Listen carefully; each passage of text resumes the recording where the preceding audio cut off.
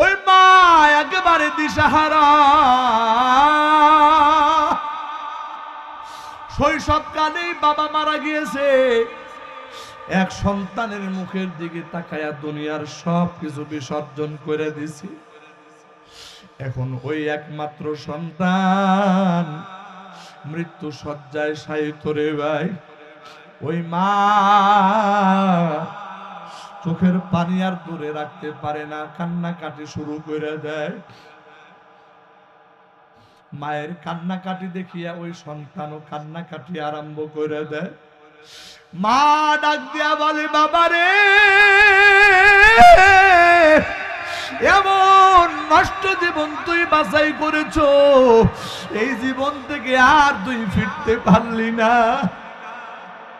তোর মুখের দিকে তাকায়া আমি আমার যৌবন কালের যৌবন শেষ করে দিলাম। আমি দ্বিতীয় কোনো স্বামী গ্রহণ করি নাই। আমি চিন্তা করেছি আমার সন্তানের কি উপায় হবে। আমি তোর মুখের দিকে তাকায়া এই দুনিয়ার কোনো সুখ শান্তির দিকে আমি আগাই নাই, অথচ তুই আমার একমাত্র সন্তান এমন সর্বনাশ করে পালাইলি। এখন তুই দুনিয়া থেকে বিদায় হয়ে গেলে আমি মা এই জমিনের ভিতরে কি নিয়ে বেঁচে থাকবো।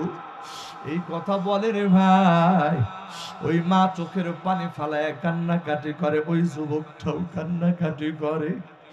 এক পর্যায়ে মা স্বাভাবিক হইয়া ওই যুবককে ডাক দেয়া বলে, বাবা চল তোরে হাসান বসরির দরবারে নিয়ে যাই।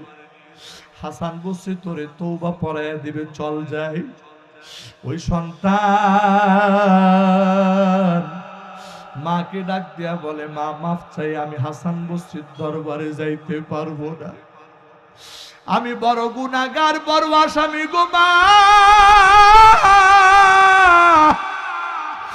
আমি হাসান বসরির দরবারে কেমন করে যাই বলো। এই কথা বলিয়া ওই যুবক হাসান বসরির দরবারে যাবে না এই স্বীকৃতি দিয়ে দেয়। মা তো অবুঝ। ওই মা পাগল পারা হইয়া হাসান বসরির দরবারে ছুটে আসছে। হুজুর গো, আমার একটা মাত্র সন্তান, একটা মাত্র সন্তান, আমার এই সন্তান এই দুনিয়া থেকে যেই কোনো সময় বিদায় হয়ে যাবে, আপনি যদি যাইতেন আমার সন্তান একটু তওবা পড়াইয়া দিতেন, ভালো হইতো। হযরত হাসান বসরি ডাক দিয়া বলেন, না আমার হাতে সময় নাই, আমি যেতে পারবো না। আমার বন্ধুরা, হযরত হাসান বসরি রহমাতুল্লাহি আলাইহি তিনি ওই বাড়িতে যাইতে অস্বীকৃতি জানায়। মহিলা ফিরে আসে, সন্তানের পাশে বসে ডাক দিয়া বলে, তুই এত বড় নাফরমান, তোরে হাসান বসরির মতো মানুষ তওবা পর্যন্ত পড়াইতে চায় না। এই কথা যখন বলেছে রে ভাই, ওই সন্তান চিৎকার করে কাঁদতে আরম্ভ করে দিছে রে। ওই সন্তান ডাক দেয়া বলে, মা আমার মতো এত বড় নাফরমান বুঝি এই দুনিয়াতে আর নাই। মাগো মা, কোন সময় যেন আমার মৃত্যু চলে আসি, জানি না মৃত্যুর পরে আমার কি উপায় হবে। এই কথা বলিয়া ওই যুবক চোখের পানি ফালায়া ফালায়া কান্নাকাটি করে। ওই যুবকের চোখের পানি দেখেও মাও কান্নাকাটি করে। আমার বন্ধুরা, এক পর্যায়ে ওই যুবক তার মায়ের হাতটা ধরে বলে, মা আমি তোমার একটা ওসিয়ত করে যাই, একটা ওসিয়ত করে যাই। মা ডাক দিয়ে বলে, বাবা রে কি ওসিয়ত করতে যাও বলো দেখি। এবার সন্তান ডাক দিয়া বলে, গো মা, আমার মতো গুনাহগার তো এই জমিনে আর কেউ নেই। মা গো মা, তার মানে এই দুনিয়াতে কুকুর আর শুকুরের থেকেও আমি নিকৃষ্ট, জঘন্য। ও গো মা, যখন আমি এই দুনিয়া থেকে বিদায় নিয়ে চলে যাব গো মা, তখন কিন্তু মুসলমানদের কবরে আমারে তুমি দাফন করবে না। আমি এত বড় গুনাহগার গো মা,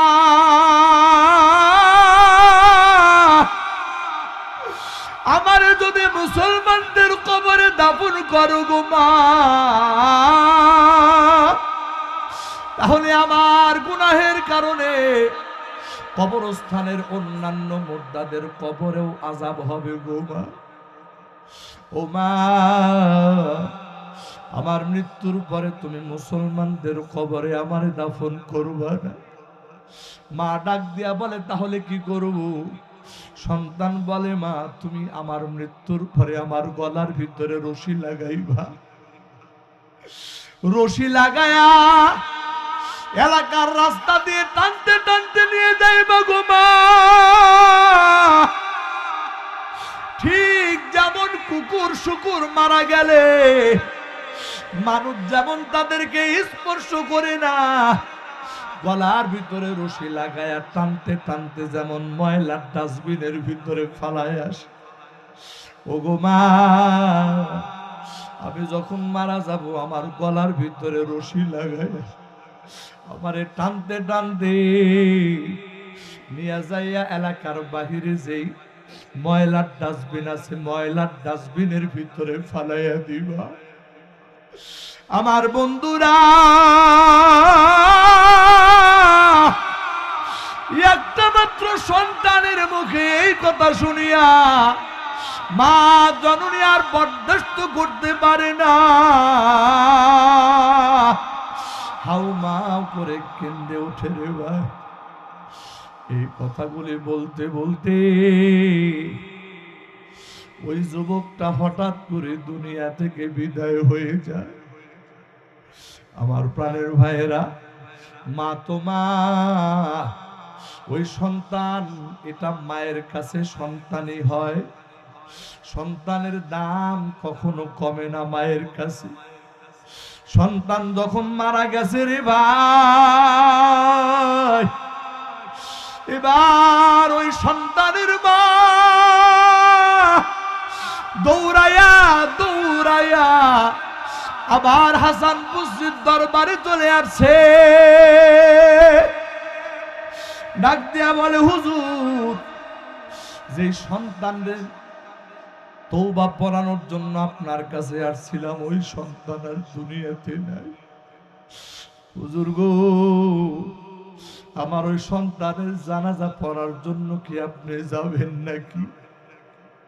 হাসান বসরি ডাক দিয়া বলে, তোমার সন্তান একজন বেনামাজি, তোমার সন্তান একজন মদ্যপানকারী, আর এই রকম বেনামাজি মদ্যপানকারীর জানাজার নামাজ হাসান বসরি আমি পড়াই না। এই কথা যখন বলে দিছে রে ভাই,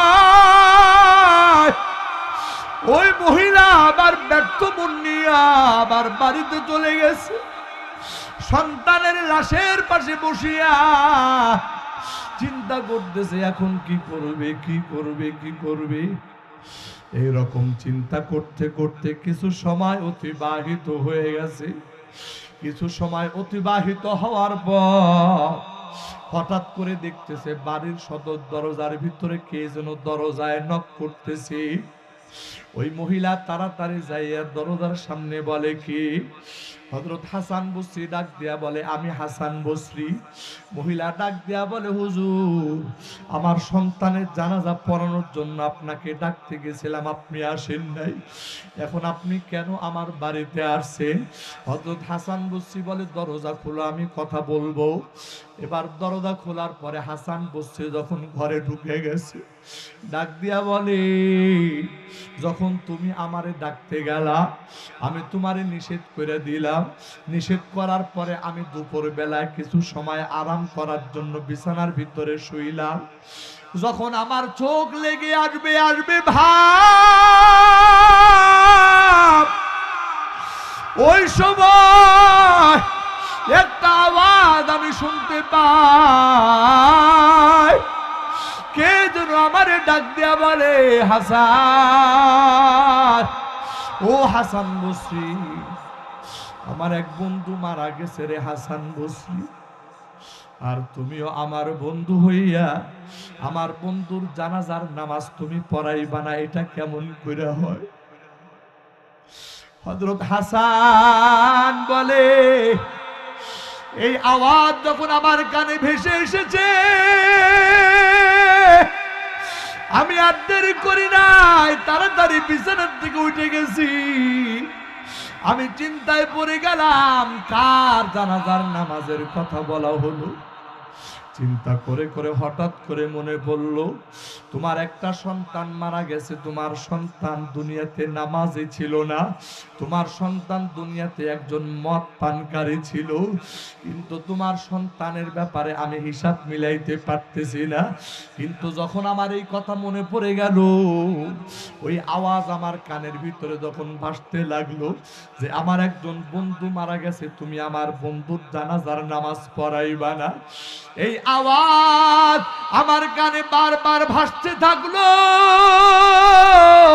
তখন আমার আর বুঝতে বাকি নাই, আমার আল্লাহর পক্ষ থেকে ইলহাম চলে আসছে।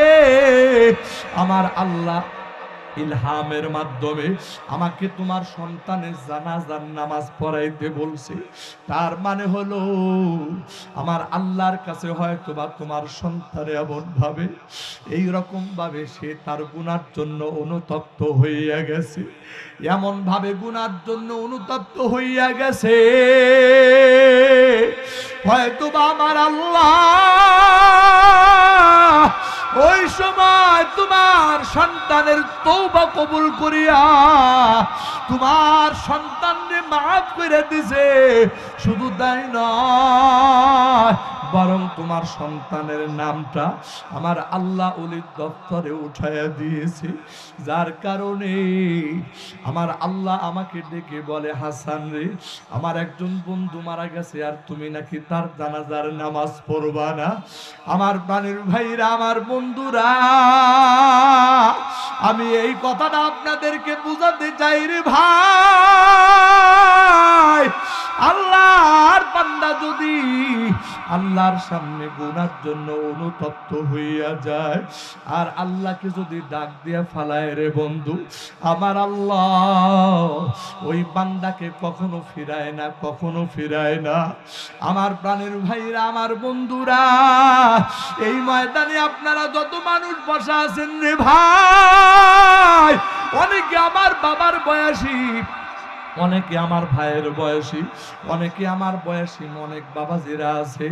আমার প্রাণের ভাইরা, আমার বাবাজিরা, এই ময়দানে আজকে আমরা যারা উপস্থিত আছি, এই ময়দানে উপস্থিত থাকিয়া আমরা মালিকের দরবারে একটু তওবা করতে চাই। দিলটা একটু নরম করে দিয়া দুইটা হাত একটু আসমানের দিকে তুলে ধরি রে ভাই, সবাই দুইটা হাত উঠায়া দেন, আল্লাহরে ডাক দিয়া বলেন, আল্লাহ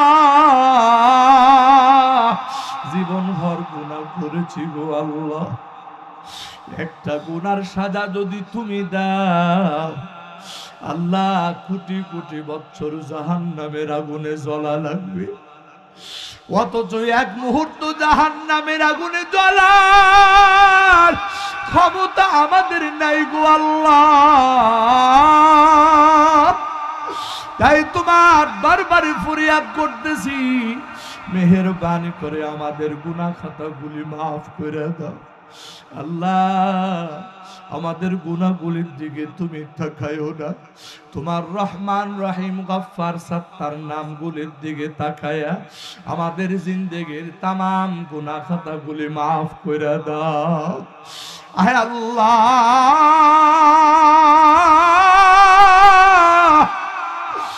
আমরা তওবা করতেছি গো আল্লাহ, আজকের পর থেকে নিয়ে যতদিন দুনিয়াতে বাঁচবো আর কোনোদিন মিথ্যা কথা বলবো না, আর কোনোদিন এক ওয়াক্ত নামাজ ছাড়বো না।